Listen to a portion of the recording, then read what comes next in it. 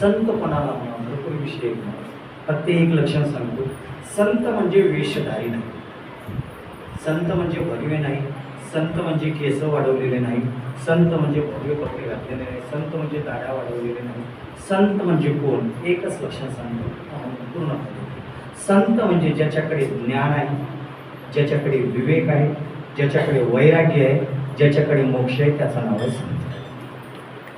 ज्याच्याकडे चार गोष्टी आहेत, पण त्या विवेक, ज्ञान, वैराग्य आणि मोक्ष हे ज्याच्याकडे ते संत आहेत. आणि अशा वरतीचे साधू माणूस आपल्याला भेटला, जीव भेटला, की आपल्या जीवनात समजावं की हे संत आहे.